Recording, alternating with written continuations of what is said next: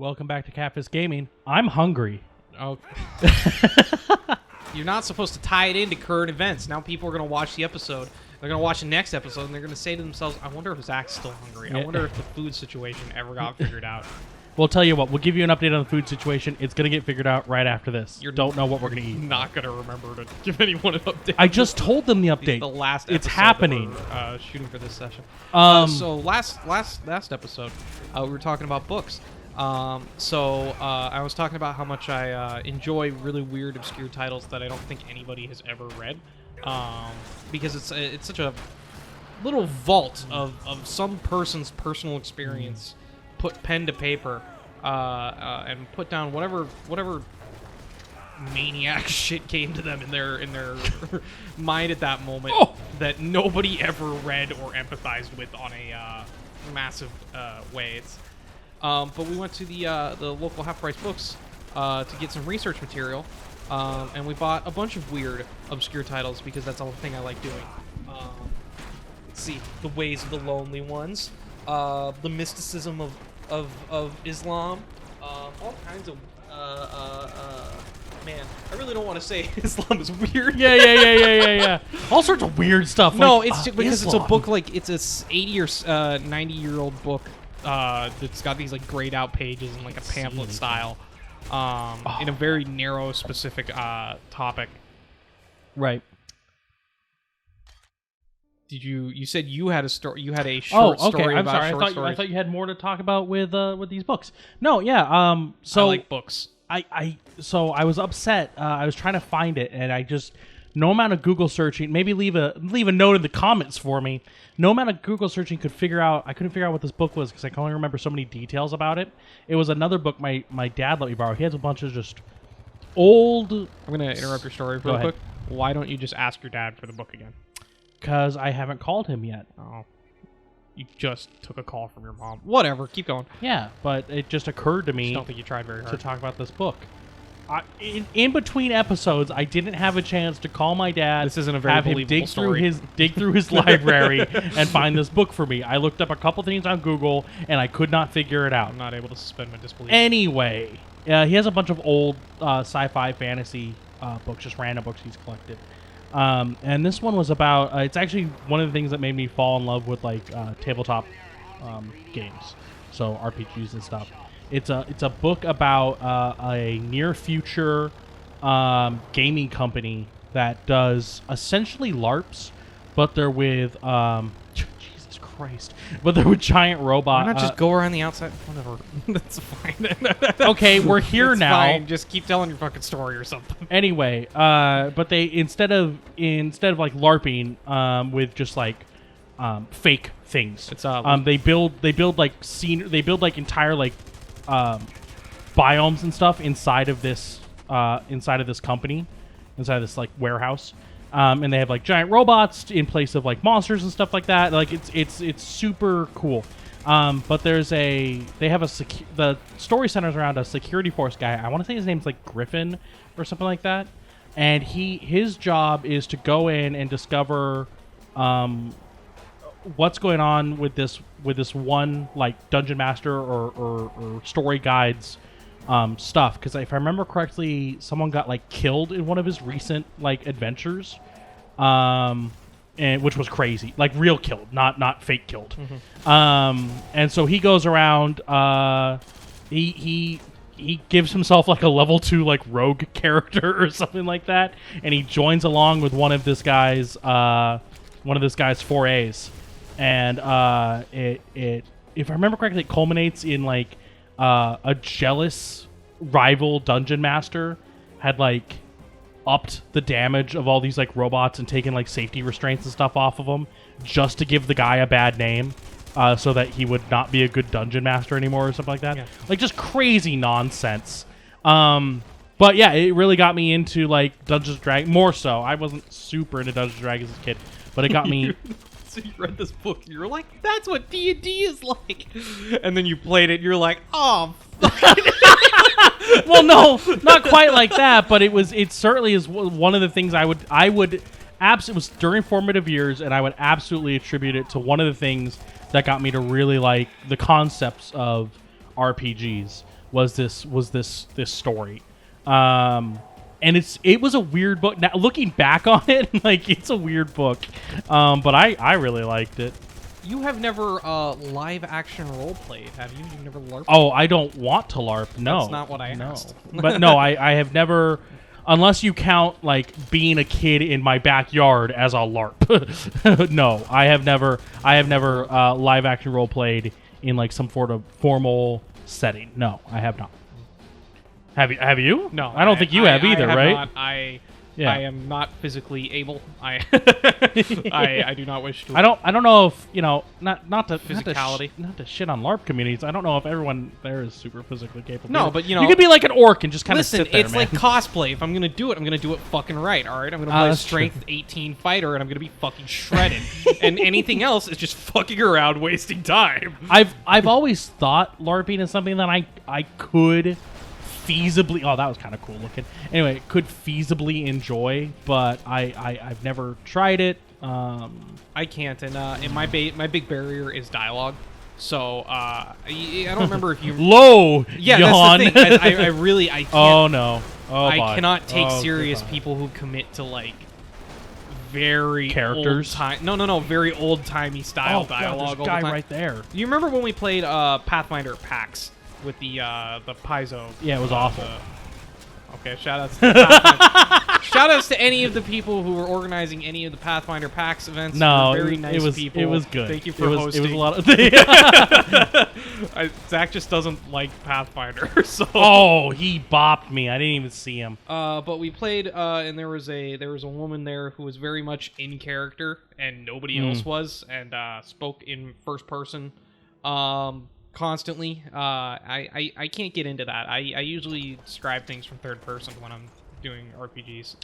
Yeah, I think I have this weird duality where I can't do it. The duality of man. The duality of man. I can't do it. One, very well, or B, even mentally. Like I can't get into like a character and become that character. But I think it's like super important in in-person RPGs to like enter that realm, so to speak, where you're like everyone is not them anymore. It's a character, and I think it's a cool thing to really build like story and ambiance and things like that. I just can't do it, and I think it looks dumb. but hearing stories about people who do that kind of thing. Welcome back to the mid-roll of Catfish Gaming. Yeah. Sorry about that. Couple technical difficulties. We were busy LARPing. Yeah.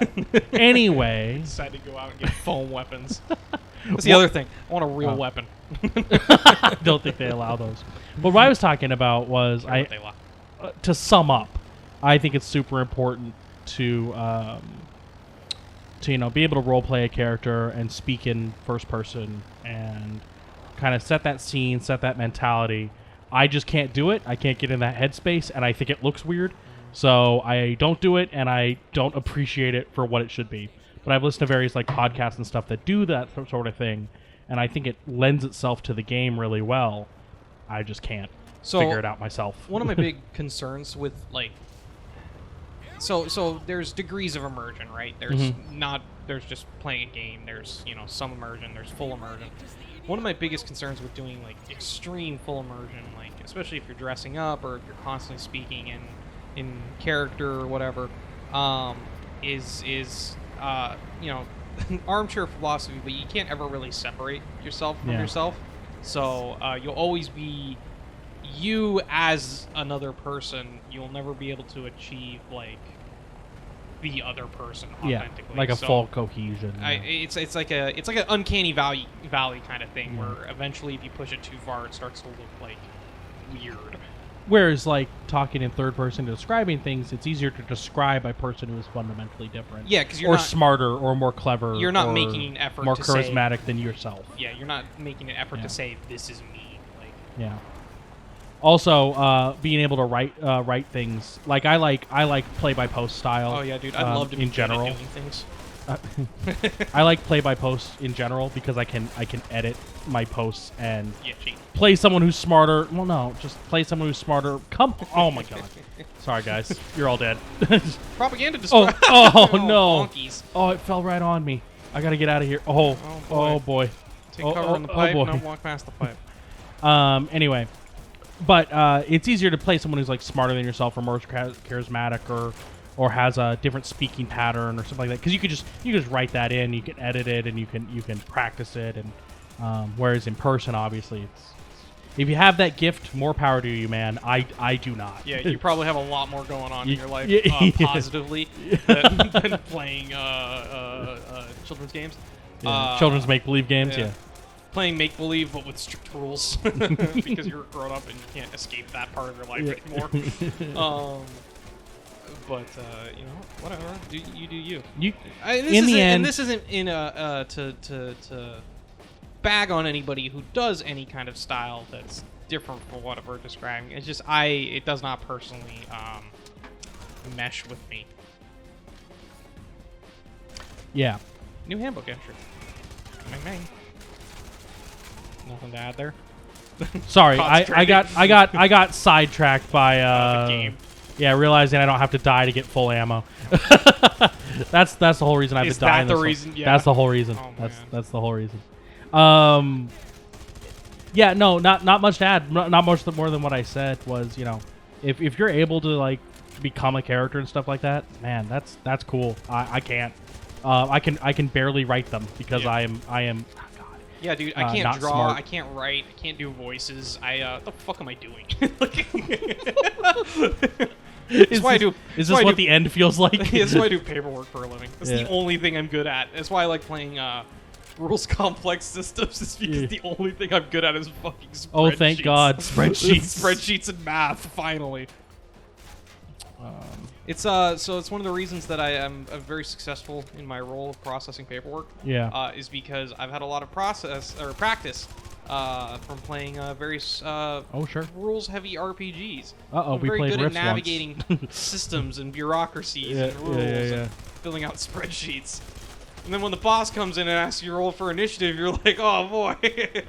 I can't. Oh, boss, I can't wait. Yeah, I know what's happening. God, here. there's a bunch of stuff out there. I don't want to fight any of it. Yeah. It's scary. It's the fighting that gets you. Yeah. See, this game's usually a narrative. Yeah, it's like a Tales. Oh my God. Tales of. I do not like whatever. the Telltale games. Telltale games. I don't know if we talked about it. I do not like the Telltale. I don't think we've mentioned it on this thing, but yeah, you super. So do not there's like them. some of their products that I can say, okay, this just isn't for me, but like other people, like it's not bad. Like I can see why people like it. There's a lot of things about it. Yeah. That's just not for me. Like others, like Tales from the Borderlands, are just bad. I've never really looked at anything. Is it just bad? Yes, in my opinion. And so is the Walking Dead one. I really don't. Those are the two I've really heard big good ones. things. I can't hit that guy, and I don't want to get in there. I'm getting scared. Well, that's why I actually probably shouldn't be naming specific games because they are very much enjoyed by other people like things, yeah. Yeah. Frankly, how dare I they? believe they're fairly well received. Telltale Games had like a whole push at one point. Yeah, until they went bankrupt. Take that, fools. They're fucking almost shovelware tier narrative games. Yeah, and that's why well, not to say definitely 100%, but that's a lot of people, I think, that assume they went bankrupt because they didn't spend a lot of time, what's the word, evolving. They kind of just, they found a thing they were good at, that looked good, that felt right. Yeah, putting out and they kind of went with it. Ends for Americans. And you know, they didn't spend enough time. Whoa. Did that guy just go flying or jump? Hey. Yeah, they potentially didn't spend enough time like evolving that in any way.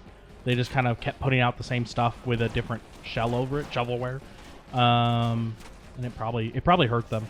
Not that I'm an expert or anything like that. I think that's been the perception. Yeah. I mean, I'm not an expert, but I'll claim to be an expert. Or at least I'll say things. I'll say things like I know exactly what I'm talking about, without you know, any claim to actually. Hashtag fact check me. Yeah, please. Got him. God, I'm just so good at this game. He acquired them. There's one guy left. I don't know where he is. He was shooting you in the back a few seconds ago, I think. Here. He's over here somewhere. There he is. Bing, Red. bing, bing, bing, bing. Main body shots. All right. Clear the area. Charges are set and ready to go. All right, here we go. Let's watch this thing come down. Well, There it we go. goes. There it is. They should Sayonara. try chucking them next time. Chuck a Charlie. Is gonna break. Oh, there it is. Cinematic. But yeah, I didn't enjoy the various Telltale Games experiences. Yeah, Wolf Among Us was fun. I liked that. It's probably the only one I really liked. This is kind of tangentially related. I Go ahead. fucking hate episodic games. Oh yeah, Just give me you your just shit. you Like- you have such an issue with episodic games. The only one I've ever had issues with being episodic was Kentucky Route Zero. Kentucky Route Zero. Thank you. And only because it's been in. Oh, I forgot that's what this was. Damn it. Anyway, it's been in development for ever. It's been to the point where it's released on the Switch. I still don't think it's full. But it's. Can I cancel this? I don't think I can. Anyway, it's been it's been released on the Switch. Before it's even finished on PC. It's just. I don't even think it's released fully on the Switch. I think they're still waiting on Episode 5, or maybe Episode 5's come out recently. I haven't checked in a little while. But yeah, it was like it's like a 10-year wait or something like that. I bought it forever ago. It's still not done. And it's such a pretty game, and the story's really interesting. And I just, they just never put it out. It's so frustrating because it's the same thing with TV shows. Like I don't like watching a TV show as the season's releasing. I'll wait till the season's over. Wait till it finishes and get the whole thing. And then I can watch the whole thing at whatever pace I want instead of waiting. It's so frustrating with games because there's not even a standard to do episodic releases like there is in television. Right. And episodic releases, some people may say, well, isn't that like a sequel? But no, episodic releases are purposefully split up into smaller segments, and they're closed like episodes and not like a season or a full arc. Right. I'm gonna check back in next time for the thing we're still producing. It's really fucking frustrating. Yeah, and I think there's something to be said. Like, I get it. Like, I think the argument would be, not that I've heard it, but I think the argument would be that, like, oh, the game you get to play the game and play content faster than if you had waited for a full release, and in the meantime you you give them funds to continue producing, right? So maybe they don't have the funds for a full game, but they have the funds for half of a game. And so you buy the first half of the game, and now they have the funds and time to make the second half. I don't know, but that'd be the thought behind it at least. Yeah. But man, is it awful. Yeah, well, because my interest in game specific titles waxes and wanes. Like when I'm playing it, I really want to be playing it, right? Yeah. But then eventually, obviously, that feeling wears off, and you that's move on to a different title. So it's annoying for the episodic one where I have to constantly, every 6 months on nice flip, coming back to this. Oh, please. And having to, sweet merciful. you turtled it. There's me crawling out. Can I flip it? Yeah, you hit the Y button. I hit it a lot. There you go. Don't want to break my immersion. Yeah. Anyway. You got 18 seconds left. Dude. And I've got like all this like no distance. These are space seconds. Space seconds. This is a game in space. All games occur in space. Did it?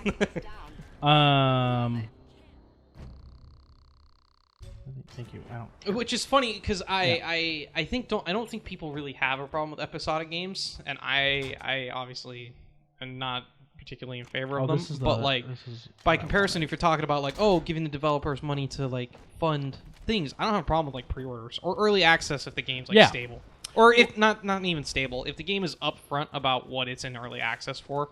Yeah. Like if they're not like if they're telling you that this is a fully playable experience and it crashes every 5 seconds, that's a problem. But if they tell you, hey, this is what's going on, you download this is what you'll get, then, that's a more of a buyer beware situation. Same thing with pre-orders. Like, if you pre-order a game and you pretty much know what's going to be in that game, there's really no issue with doing a pre-order.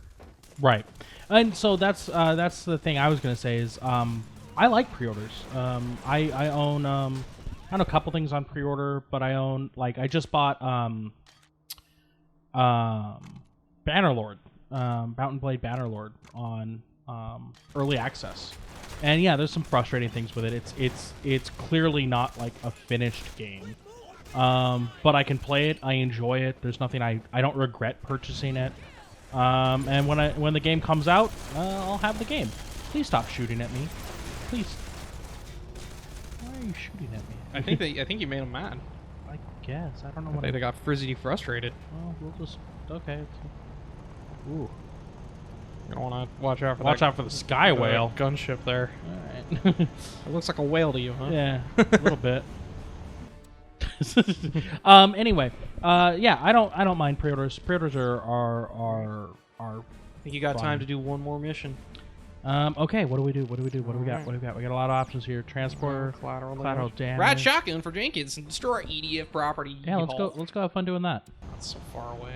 Yeah, but it's a rail shooter. Feel the snake bite after my wings.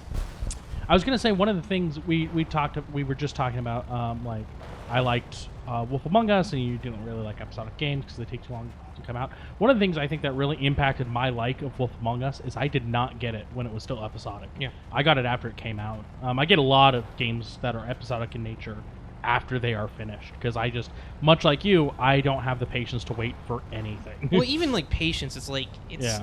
as much as I was saying earlier. I am a idiot, and I don't remember things. Like if I have to come back to a game like 4 or 5 weeks later and pick it up, I don't fucking remember things that are. Did Mason always look like that? It's no, this is Mason like 7. I've died so many times. Oh. Did I miss something? Oh, there we go. Hey Jenkins, sweet ride, dude. It's fucking. Oh, this is pure road yeah. shit. Here we go. Any hoodle. I don't fucking remember anything that was happening, and like for the greater context of like any decisions that are being made. Oh man, I like this cannon thing I'm running around in. Anyway, yeah, I mean, who has time to remember things? I don't. Not me. James doesn't take the go. Look at that. He just fucking. Oh yeah, yeah. People don't get demoralized when Jenkins choose blows stuff up. a better gun. Well, I'm shooting as fast as I can. This thing has a long reload time. Let's roll back. Yeah, I guess. I'm trying. It doesn't blow up the way I want it to blow up. Okay, all right. I'm just gotta cause proper what other damage. things do people like? Can I have a negative opinion on? How many dislikes can we get on this video? You don't like Coke that much. Well, Not enough to drink it every day like I do. Yeah, I don't like soda that much in general because I don't drink it every day, so I don't have as much of a.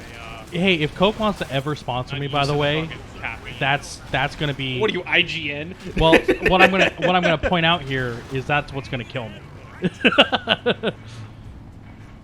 Shout out to Red Robin, please sponsor us. I love your garbage generic American diner experience. I love you, Robbie Bobby. I love you, Robble Bobble. Oh, this thing has a. Oh God. Oh, see, I have you been didn't doing even this the fucking wrong way. No, you didn't even think Oh, it's just like Jesus God. fucking Christ. Look at this guy. Look at this dude. You know, it's possible that all these people could be fucking yammering away and still have the audio on. We can't hear any of the dialogue that the fucking The amazing corporate dialogue. you know what I read Go ahead. recently? So there is a, I don't want to say movement, but I read a statement that you know the term fluff as opposed to crunch, right? Yeah.